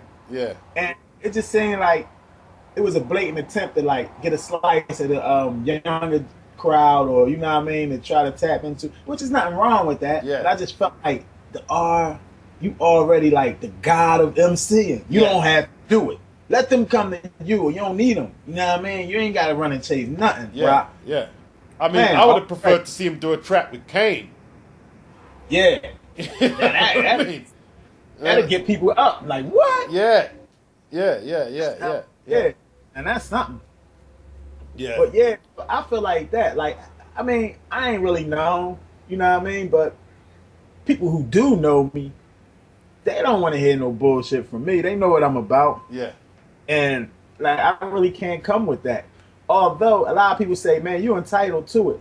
You know what I mean? Because they like, one thing we know about you, you ain't just spitting it. You lived it. But I'm like, hey, that don't get you, you know what I mean? You don't promote it just because that happened. You know what I mean? That's a part of your life. And you know what I mean? Yeah. I talk about prison a lot. Yeah. And probably in almost every song I might mention it some way. And I don't even know. I don't do it consciously. Yeah. But when I'm writing, it come out sometime because that played a big part of my life. You know, the person I was before I went in and the person I came out as, it's like two entirely different people. Yeah. So that was like the pivotal point of my life, which in changes, I say, I ain't gonna say it saved me, but it made me, you know, get me motivated, kept me more focused, and it's the reason for what's going on right now because in all truth, all I had was my pen. Yeah. That's all I felt like I had. Yeah. I felt like that's why I got skills today, I feel like. Yeah. When I was in there, I felt like if I put the pen down, that's all I had left. Yeah. Like all that other stuff don't matter. And that's why I'm not even caught up in it, because in the long run, which I hate to say, a lot of people will see, when they catch your ass and they lock you up, which probably gonna happen to a large percent of people who out there in the street doing their thing, hustling and grinding and whatever they call themselves doing in the trap.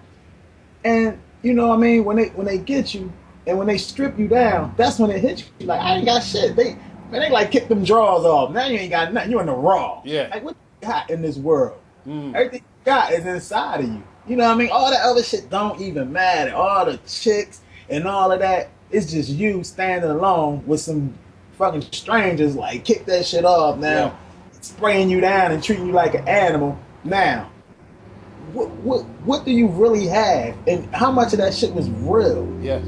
Where your homies at now? Where the burner at? Yeah, yeah. Where any of that at?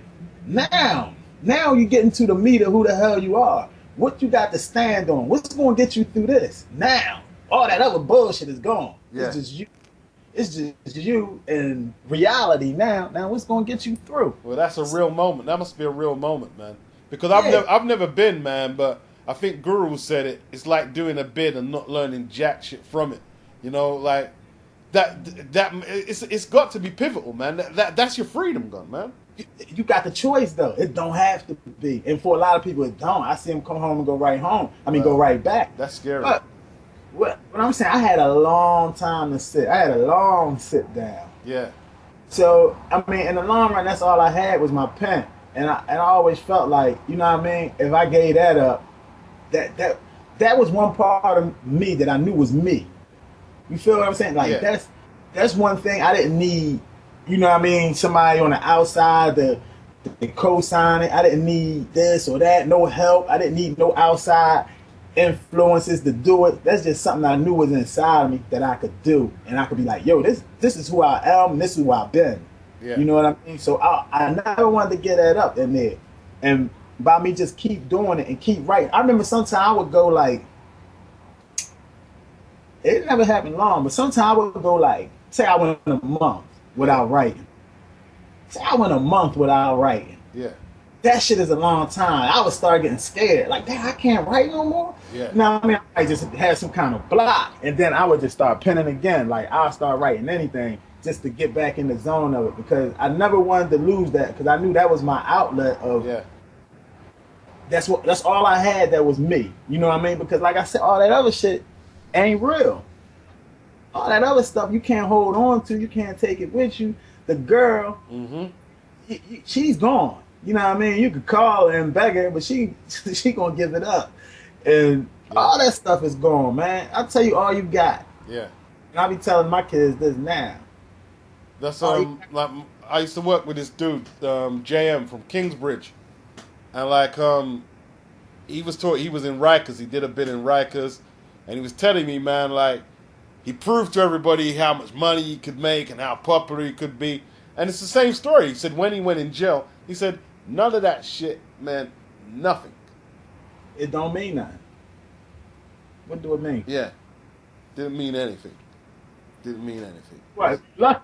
If you're lucky, you might have your mom alive. From what I found, most visiting rooms when you go out, when you up there, they be filled with moms. Yeah.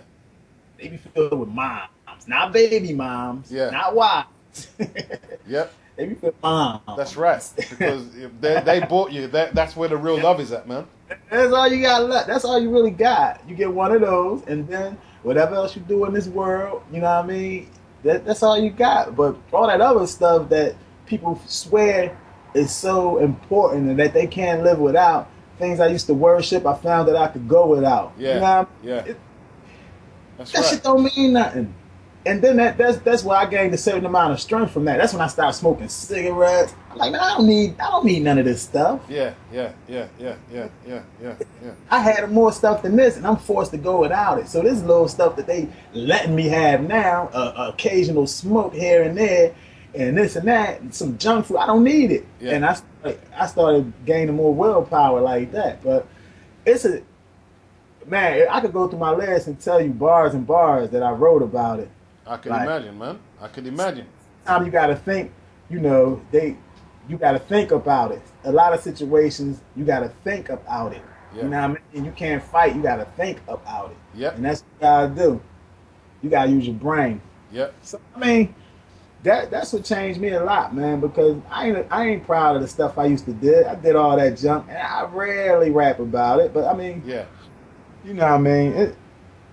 You see what with you, I think you don't need to do it. I think you mean like you can tell that you've seen like you can certain rhymes. I don't know how even how to explain it. You can feel the presence that someone don't need to. You know, like a studio rapper, a studio gangster. You know, they've got it all plotted out. How they think it would be. So that they're good at. So they're good at that. You know. Yeah. You know. So man, yeah. It's strange. Who would I say is a? I know Biggie done a bit, but I think Big was good at making up street narratives and stuff. I think he was really good at it. You know? Yeah. I mean, they might not necessarily been real, but you know he had to see something in order to even come up with it. You know what I mean? Like, Yeah. He was gifted at that. He was gifted. He sort of made you believe. Man. But yeah, that. I feel like Scarface, Brad Jordan. He more like you could hear him like kind of like repenting for what he did, but you can kind of feel like I mean he been on since he was like 16, so I don't know how much he been in the street because he been on rap money forever. Yeah. But I kind of feel that with him, he like a, you know what I mean? The way he spit is like you could feel he got like a heart, like you feel like the realness of it. Man, and I don't know how. I bought the album The Fix. I bought the album The Fix from him, man. That stuff was just like woo. He like some of it was just like heart wrenching. He's saying, "Wow, he's just pouring out." It was deep. Yeah. It was really some deep stuff, man. Like he got some emotions out of Nas on one record, man. Like Nas just let go some. I was saying, "Damn, this song's just wow." Amazing album, actually. Amazing album, man. You know, and that's when rap is real, man. Yeah, but you got guys like now, like you got guys who you know be doing that stuff, and they rap about it, but it's something. It's not that same feeling you get from like a Face, and I'm gonna say like Beans. Yeah, like Beans, you know. He told the truth. Yeah, right? Beans, all that stuff he's saying he did it. You know what I mean? He did it. But I don't think you feel the regret, you know what I mean? The, like what you call it? Like the struggle, the internal struggle. He just relaying facts more so. Like you know what I mean? Yeah. He promotes more so than anything, but he's very gifted though, man. But you know, he's a very gifted MC.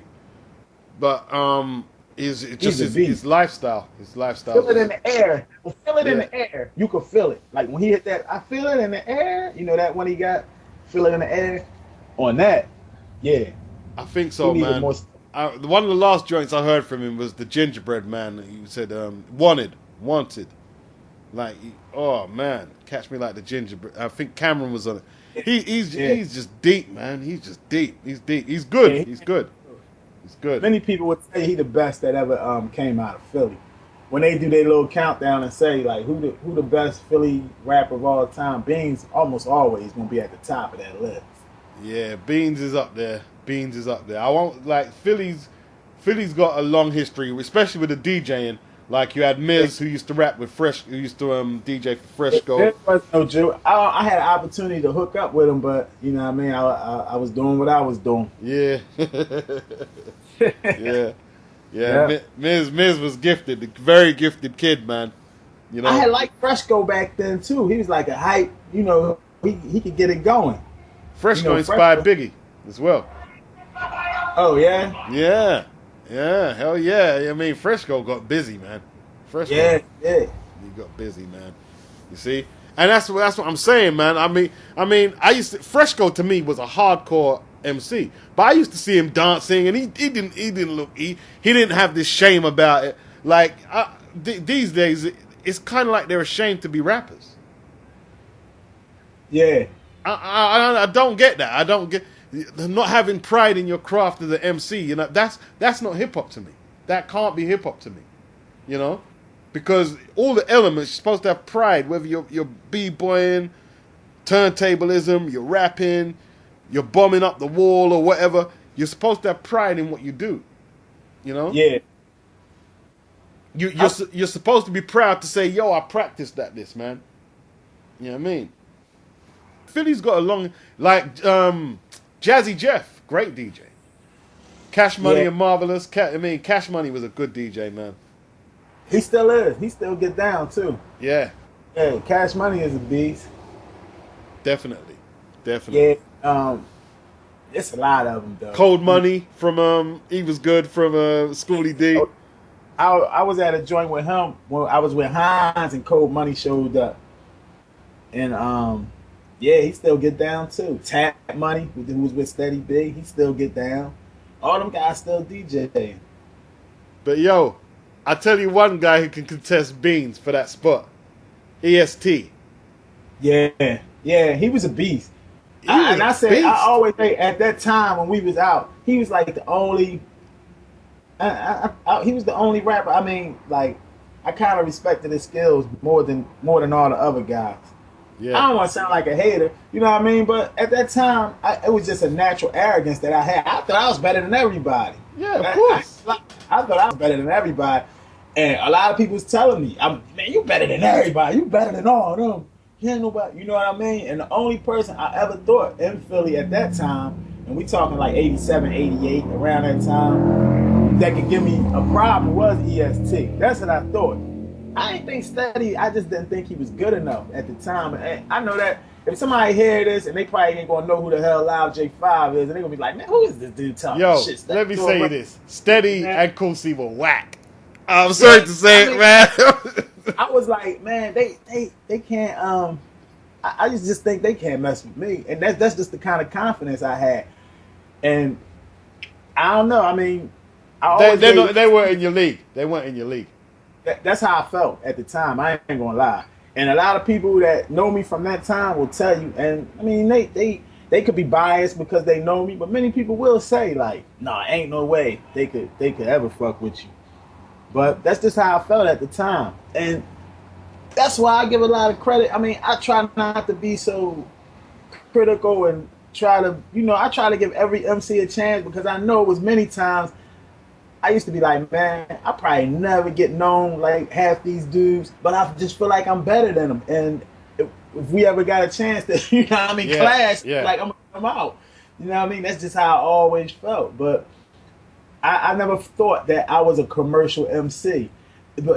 And I thought commercial MCing was easy, but I just never felt like I could do it though. Yeah. I mean, like tone it down. It's too easy for you, man. That's what it is. It's just I mean, it just didn't seem real. like, man, you got the Roots, Black Thought, and them guys. Man, he's a beast. Now him. Now he should definitely, if they don't say Bean, say Black Thought, definitely. Yeah. I probably would say Black Thought because, man, some of his rhyme, he could have been in the 80s. Well, he was right in the 90s, but I mean, like that Big Daddy Kane and Cool G rap flow, he got it too. Yeah, and like him and Nas, man, like 94, they had similar cadences, man, and like they were the masters at that style of rap at the time, man. I mean, like that sort of smooth hardcore rhyme, they were the masters. And like Black Thought is very underrated, man, very underrated. Yeah, definitely. Yeah. Definitely, and he got a conscious side to him. He like the he can touch a lot of different different topics. Versatile. Yeah, he's versatile, very versatile. Yeah, I mean, man. Yvette Money and is it Lady K? No, what's that? Yvette Money. Money. Is it Lady K? She done what was the song? Was it Smiling Faces? I'm going way back here, man. Was it? Man. I can't recall the smiling face. I know Malika Love was Philly. She did Co-Rock Steady. I think really Shantae was originally Philly. To tell you the truth. You're joking? Seriously? Yeah. Man. Shantae was. Long history, man. Long history. And just to close out with however we do it. Yeah. You know what I mean? Like I said, and I probably touched on a lot of times since we've been talking, the main purpose, I feel like, is to be heard and get it out because we do got a message. It ain't like we just rapping. You know what I mean? We telling a story, and you doing the beat, and the beat guides me. Yeah. That system was already telling the story, caught up in the system. Yep. Another nigga caught up in the system. You know what I mean? Yep, You already, that's a conscious beat. Yeah. You know what I'm saying? So you already on the same page that I was on anyway. So you know what I mean? I feel like that's the whole thing, Yeah. is to get, our message out, but at the same time let them get a little insight into what we think, or what Oh, we no think. doubt. No doubt. No And doubt, man. hip hop and what's going on at the time now in the world in general. But yeah, this is a good discussion, man. Yeah, we'll be back. We'll be back. We'll be back. Like we're gonna get this business plan in order, and then Yeah, but we ain't rushing because we ain't just out chasing that money. That's how I feel. yeah, Somebody always told me, like, if you in it for the money, you probably ain't gonna get it. You know what I yeah, mean? yeah. And if you just doing what you love, then it ain't even gonna be like work. Like, you know how fast I put that together. Yeah, man, you was laying it down, Fast I- man. You was laying it down. And I think I started this on Labor Day. I think I did the first track on Labor Day because I was off. So I had time. That's all I need is time. So I was like, I got some time. Let me see what I could do. I might have had a few joints penned already, but never had a chance to lay them. So I was laying them quickly. But as you were sending the beats, I was writing to those. You know what I mean? Like, I know, classic. man. Chat. I was writing chat. Classic. We was chatting. Like, I got a verse already. I got a verse and a hook. I'm about to send it to you. You know what I mean? I was writing them joints quickly. So, you know what I mean? That just goes to show you I feel like when you're forcing it, it take a while. But when it's just something natural that's coming, you know what I mean? It's always a great look like that, man, when it's unforced. And it doesn't sound forced, that's the thing, man. And like, I had to, you redone a couple, but the home one, I had to keep the original. The original film, man. And, I like can't relate as well. The original film, or both of them, were the best cuts, best takes. Yeah, I feel you because me, I'm a bounce. I'm a bounce up and down. I'm gonna play it, and I'm gonna come back and say, "Oh, that sounds different," and this and that. You know what I mean? Because it's not really my specialty. But like I said, out of necessity and being forced, I'm getting better at it, which is a blessing. You know what I mean? It's just I'm adding to my, you know what I mean, to the repertoire. So, Yeah. To the repertoire. And but I appreciate your feedback and your judgment on that. You know what I mean? You probably got a better ear than me. I was listening through and I said, nah, the home one. See, the thing is, the first time I heard it, I said, man, when you said you're gonna do it again, I said, damn, you better put some shit down to do a better version of that. You really gotta bring something. You know what I mean? Because that was nailed square on. I was like, man, you know what I mean? I put the skit on the front, and that's a joint. That's a joint, man. That's a joint. On what? On which one you talking about now? On home. Yeah. Yeah, home. Yeah, I be feeling that home. That's kind of a powerful track. You know what I mean? It's very powerful. It's very powerful. Especially with the skit, though. Yeah. I gotta say with the skit, because it gives you some, what you call it, it like leads up some build up. It like creates some tension. Like what's going to happen? Like you what my girl ass? Like where they going with this? You know what I mean? Yeah. It creates that tension, and then the song comes and just kind of like relieves it all, and you feel like, okay, this is where they going. Damn, that's deep. Yeah, because it's like film, like it's like that's like audio film. It's like the way it builds up into the song, and like that's what a lot of hip hop lacks these days. It's very it's very just there's the track and that's that, and there's no connection. There's no cinematic quality to it, man. It's just rhyme beat, 808 beat here and this that, and it's just like, see what it is, man. The artists they sign these days, they signing cats these days that when they get rid of them, they're easily disposable and replaced. That's what the labels or whoever's controlling the industry, that's what they're going for now. They don't really want to have anyone on the roster who it's like they're irreplaceable. I feel Nicki Minaj is replaceable. Yeah, I mean, whatchamacallit right on the hills. All they gotta do is push her. With that Izzy. Yeah. In a minute, she'll be forgotten. Yeah. She'll be forgotten, and it's not because she's whack. It's the songs, like the Anaconda song. It's just like, come on, man, like, This is embodies her work. Songs like that, the Anaconda, you know, and like she's a young girl, man. I'm not saying she should be a church girl or anything, man, but no. I feel like, man, you can see what it is. It's like, okay, we in the machine that's blowing the money now. Let's snatch it all up while it's here. Yeah. You know what I mean? Like, don't worry about what we putting out. Just put it out and let's get this money while it's here. You know what I mean? Whatever it takes. Let's you know what I mean? Wrap it in our shirts and everything because this money not gonna blow forever. And that's what they doing. Like, it's no method to their madness. There's no reasoning behind that tune. Nah, there isn't. That was just, oh, this could pop, this could get the club or whatever popping. And there's no, I'm not saying, and I'm not the one to say that every rap should be a learning tool, but I mean, at least make it seem like this was in your heart, even if you just yeah. You know, some girl that you played, at least think that and get this out. You know what I mean? But to me, Anaconda song, that was just a gimmick. That's a gimmicky song that they thought could make money off the people. I mean, I don't knock it. It's all game. It's their game. Man, they even dug up some Mix-a-Lot, man. They even dug up some Mix-a-Lot, man. But, you know. See, but you see, even when he done his songs like Baby Got Back, like, I felt that had a meaning. Not a deep meaning. It did have a meaning. Yeah. All I can relate to it. That's all I'm saying. I can feel like that you could be inspired to write that song. Yeah. That's a song you could be inspired to write. See, because he rallied against the system, like Cosmopolitan magazine and stuff like that. So even though it wasn't a Chuck D or an Ice Cube moment, he was rallying against something, you know? And like, man, yeah. He celebrated that type of body, which wasn't as popular then as it is now. No, it wasn't. There weren't no video vixens about them days. Yeah.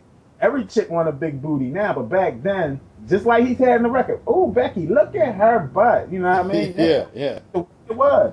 A fat butt was disgusting to a lot of women. And yeah, that's right. So it had some kind of social commentary to it, but also you could see him being inspired by that. You know what I mean? Yeah. It didn't just seem like it didn't appear that, okay, this is something that's going to get us some money. You know what I mean? Or he go a club banger. No. It's like he could have actually just been sitting one day and was like, dang. See, the thing is, man, so Mix-a-Lot, he hasn't got the sort of like the cultured flow like you have or a Nas or he ain't got that. But what he has, he's a guy who lives day to day. He observes things, and he's able just to put it in a very simplified way, and it's accessible. It's very accessible. The way like he had a song called "One Time Got No Case," and like you're saying, damn, like, you know, okay, it's like I said, it's not very complex. It's not cultured. He's not an MC. He's not an MC per se, but he knows how to tell his story. Yeah, he could reel you in. Yeah. He knows that. Like, I used to like Beepers. He had a song called Beepers. I used to like that as well. Yeah, I remember that. Yeah. I used to like him. A lot of people used to think he was whack, but I used to actually like some Mix-a-Lot. I used to actually like him. My Posses on Broadway caught me up. I used to like that. Yeah, Posses on Broadway. Yeah. I used to like that. Yeah, I had that sort of Beastie Boy sort of Yeah, damn sure did. Yeah. You see, even Hammer, they had their place. No doubt. They had we don't realize that now because I'm sure some of your homeboys are saying Hammer was whack. We were saying he was whack, but I didn't think he could rhyme, but now you gotta understand. At the time, he really couldn't compare with the top. It wasn't a billion MCs like now. Yeah. So he couldn't compare with like the top 10 MCs that you probably listen to, or the top 20 that you probably listen to on a regular. But the thing was, he was putting a good product. I always acknowledge that he put a good product out there. Like, his videos was good. Like, he was dancing and moving, and you know what I mean? He was using good beats, and like, it was a good product. But I just never thought he was the best spitter in the world. I don't think anybody thought that. Nah, But- it was a great show. I would have Yeah. loved to go to I would have loved to have went to an MC Hammer show, to be honest. And then did he make reasonable or good songs? Yeah, he did. But he just wasn't the best MC. I can't sit here with a straight face and say I ever respected his skill as an MC. Although he made some good songs and some songs where he sounded better than in others. Yeah. You know what I mean? But At it the wasn't time- about it was performance art. It was like dancing, it was rap, it was, you know. Yep. And his message to a certain degree, like, because he put his city on. Oaktown 357, Oakland. Yeah, he And did. in New York was kind of shining on everybody back then, and he was hammering. We hitting hard in L.A., Yeah. Atlanta, it is, but we ain't hitting in New York. What? I'm gonna turn this. You know what I mean? Yeah, That was yeah. He wanted to show him what it was, what he was doing. He wasn't necessarily trying to come over to what NY was doing. No. And when the rest of the country realized that they didn't have to, I mean, we ain't got to do we bigger than New York. Yeah. Because it's New York and then it's the rest of the country. So, man, I don't need New York. I Yeah. got the rest of the country. And then that's when hip-hop kind of grew. Because at first, it's like you had to come over to New York. You had to be accepted by, well, people thought that. Yeah. Man, I sound like a New Yorker or had that New York flow to Yeah. be accepted. I can remember in Philly when acts like NWA and Short Dog and they was coming to Philly getting booed. Wow. Like people in Philly like, man, they can't 'Cause rap. they couldn't relate to it from what they heard from PE and them guys. No. You had to be, that's who you had to be. You had to be like a New York act or Philly act or maybe like some Jersey, Yeah. Poor Righteous Teachers and type of guys. Red Chill Man. Rob G and them guys. Yeah. You had to be them guys, but for an act coming like 2 Live Crew and Ice-T, I remember Ice-T, they put him on first. Oh man. Like in the fresh, but I walked in the door, he was already on. You know what I mean? And then I barely watched him. He was hitting 6 in the morning. That's one of my favorite tracks too. Yeah. He's 6 in the morning, Pody, when I walked in the Spectrum, and then later on they had acts like Bismarck and Kane and all of them guys came on. It was everybody at that show. Yeah. He opened it. I'm like, dang, he really ain't getting no respect. Wow. They booed Ice? I don't think they booed, but nobody. Yeah, they weren't into it. Yeah. They was just getting their seats, and nobody wasn't really paying Ice no mind. Yeah. Like, I remember the Ghetto Boys, they got booed in New York, man. I remember back in the days, yeah. Like, yeah. you know? And, I think those acts. That's why now I think those acts are like, man, we don't need New York, and they right. They don't need these towns. You know, No, these of course not. And they didn't even need the labels because a lot of them cats outside New York, man, they were just selling from out the trunk of their car, tape cassettes and their own vinyl, and they were making dope. They were making mad dope. They changed the game once they realized that. And by me being in Philly, I try to tell a lot of Philly people right now. Like when I talk to people, I mean, this is my city and I love it, but it's a lot of closed-mindedness here, and they think that like what's hot in Philly is what's going on in the rest of the world. I'm like, man, just get on the web or something and look. Yeah. Like Meek Mills is good. He not the hottest MC in the world. No, You he's know, not. A lot of people don't think. You know what I mean? A lot of people don't like what he got going. You know what I mean? He's okay, but he's not my type of MC. I'd say that. He's okay. I mean, like here, a lot of people that's well respected in the industry, or you know, getting a lot of love from a lot of other. Let me make it like maybe somebody like Outkast, maybe Andre. Yeah. You hear a lot of people saying like Dre whack. I'm like, I mean, No way. I like Dre, but how can he be whack? Like he's No. one of the most respected MCs. Yeah, I don't like his dress code and shit, but no, Yeah. him as an MC, no way. He's to me, he's one of the better MCs in the mainstream at least. I'm like, let's look at the evidence. Yeah. You know, he not hot in Philly for some reason. You gotta have one kind of style to be hot here, and that's what I don't like. I think Philly has grown to be like so arrogant because at one time I feel like we was one of the capitals of hip hop. Now it was. even though we got a lot of MCs, people say it's hot right now. I feel like we fell off, and the reason being is because we got too arrogant. thinking that these other people needed our approval, and Yeah. people come Philly quick to boo and say that. And you know what? Those other groups and record labels just say, man, fuck Philly. We don't even need y'all. Like you Yeah. think y'all a shot? You want to boo us? We don't even gotta come there, and we still gonna get rich, and we still gonna be successful. Yep. You know what I mean? Like Too Short. He didn't like everybody booed him. I don't think he ever came back to Philly. He never had to though. Damn. You feel?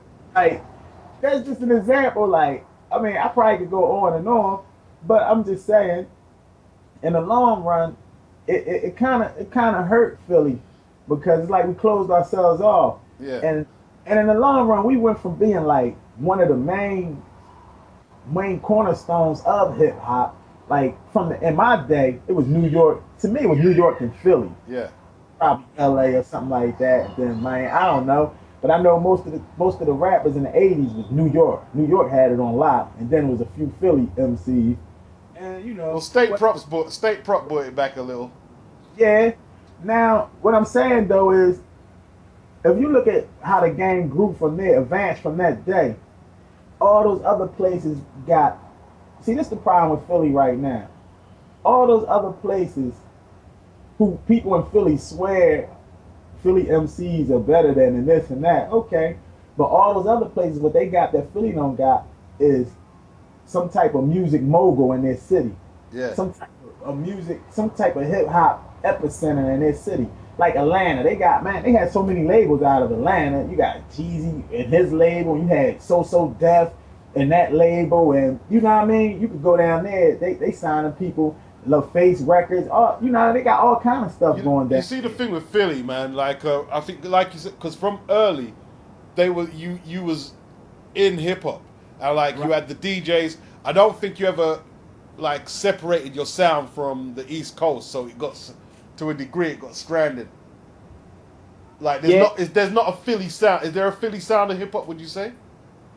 No, I would say. I mean, to a certain degree, I think there is a Philly sound, and right now, the Philly sound is like it's like a gangster, like the typical Philly MC. I believe he like that Meek Mill sound, but even though Meek Mill got kind of a South sound, you could detect the Philly dialect in there. Yeah. I'm talking more musically, not lyrically. Oh, musically, no, because it's like we on South beats now, in my opinion. Yeah. We on South beats now. Lyrically, the rhyme pattern is like I think Meek is like kind of setting the standard, and a lot of people like in on that rhyme pattern, and like the slang it's always been that same Philly slang. Like I can detect the Philly MC from anywhere. Like I can hear him a couple bars and be like, that's a Philly dude. But I mean I can't really explain it, but yeah, it's a detectable, noticeable. Oh yeah, well you walk and live and breathe it, so you'll know. You'll smell that from a mile off, man. Yeah, and I think when we went to the South Beach, that was kind of an admission. Like we never not never, but it was like an admission. Like we don't have that Philly sound. You know what I mean? Yeah. Like even like if you go on some beat sites. You know what I mean? You'll see they have their beats categorized, and it'll say like New York beat, South beat. You know what I mean? Yeah. Beat. You know what I mean? Atlanta, It won't Miami bounce. You'll hear that LA gangster beat. You know what I mean? California style gangster. Yeah. Like that Dre style beat. Yeah. You can hear all that, but it's no associable. I mean, a beat that you can associate with Philly directly. No, not directly. Yeah. Have to go and say New York, when they go to New York beat, that would be close. Like that's what I would pull probably. I would probably pull the New York beat if I wanted to. Yeah, like Chicago, they've got sort of their own, the mobster, whatever. Yeah. Yeah. But what I think happened was by us not having, and for this city to be so huge, you know what I mean? I mean, I think we down to 5th now in population. We used to be 4th. We could be 6 now, I don't know. But whatever it is, for us to be a large city in the United States, it's like, we don't have a mogul out of Philly. You look at New York, they got Puff Daddy, they got probably somebody, I don't know, but they got music moguls all over New York. That should have been Siegel and them guys, or...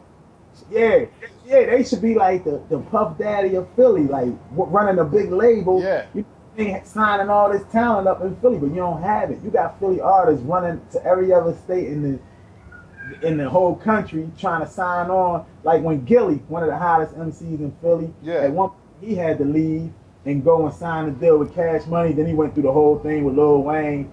And just the fact that he had to leave the city to go sign with Cash Money. Yeah. It's not a good look. Ab Lava, that used to be down with Gilly when they had Major Figures. He down there in Virginia with the Clips, probably writing for them and spitting with them. Then when you had Eve up in New York with Rough Riders and Beans in New York with, you know what I mean? Like, it's no bass in here. Yeah. This is what it should be at. But like every other city got that. Like, we the best down in Miami and Rap a lot of records down in Houston, and Atlanta got so much stuff I ain't got the name. LA got, you know, whatever. They had Death Row. They got, you know, they got Suge. They got Dr. Dre over there. They got all kinds of stuff. Same thing happened with I think Philly and Jersey, like similar stories in terms of No Mogul, and like I think the East Coast influence early on the beats mostly. You know, like I think that left them in not no man's land, but it left them like, where do we go from there? And it left us in a point because there's no mogul here, and there's nobody really that's like honing the talent and snatching it up and putting the talent in a right place. It left us like just a talent pool where people just snatching Philly artists up. Like what Fabulous had Freck from West Philly. I mean, you name a large group. Jeezy got some boy from West Philly named what's his name? Some dude from West Philly. Okay. But you name a top artist or a top label, and they got a Philly dude somewhere on that camp, probably right. Always. I'm like, they should be here. Yeah, that's right. In their home, and this could be one of the centers of hip hop, but no, it's no. I can't understand. Like, it should be, like you said, it should be Bean. It could have been Fresh Prince. They got all the money. Yeah. Hollywood, Jazzy Jeff, maybe. I mean, Schoolie D should have, like, you know, pioneered more the way forward. Yeah, I mean, it's a lot of people who had their chance. Now it's almost an opportunity for it to be Meek Mills for the next generation. I mean, if he needs something to do with all that money he's supposed to be getting, that's what he needs to do. Open up a label and put all this talent on in Philly, and he could be the next. He could be the Rick Ross, signing the next Meek Mills. Yeah, exactly. But that's until a Philly guy get that type of business mind, we're just gonna be like that. The blue collar workers of the rap industry. Yeah. It'll be white collar guys. Like man, I used to like Petey Crack, man. I used to like Crack. He had some skills. Yeah, he had skills, and he was free. Not only did they have skills, they had a sound like nobody. They sounded like nobody else. Yeah, exactly. They sounded like nobody else. Yep.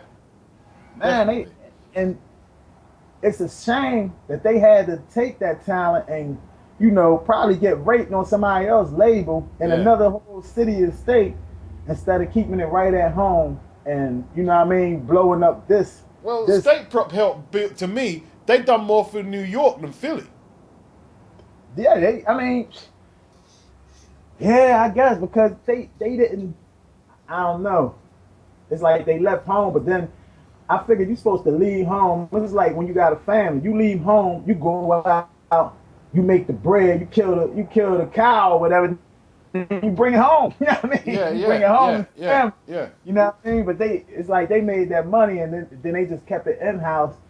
I don't know what they made, but I mean they never looked at like building up from there. Yeah.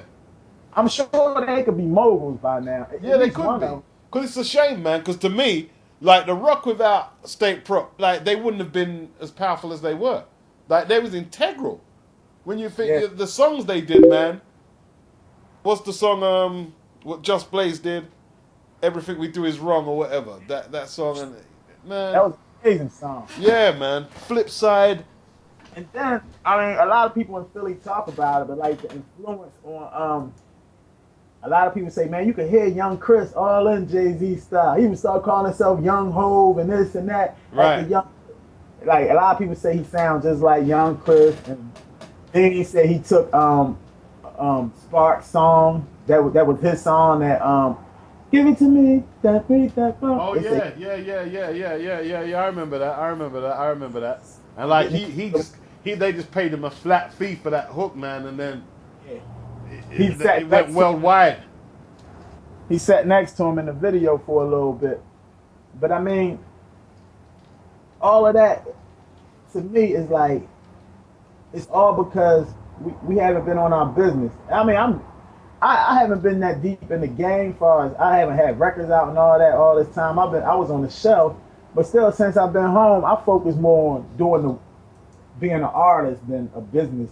That's why I don't know about the TuneCore and the CD baby and the public and all that stuff like I probably should. Yeah. And I mean that's one of the things now that you gotta do if you want to get into this game. You gotta learn business first.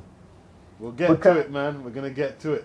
But yo, I'm gonna have to break out now, man. But yo, this has been a great talk, man. And like hopefully next time, we'll have some more content. All right, that's what's up. All right. Yeah. All right, man. We're gonna stay in contact. Yeah, stay in contact on Facebook, man. You know what I mean? Stay in contact. All right, I'm gonna load this one up later. All right. All right. Peace.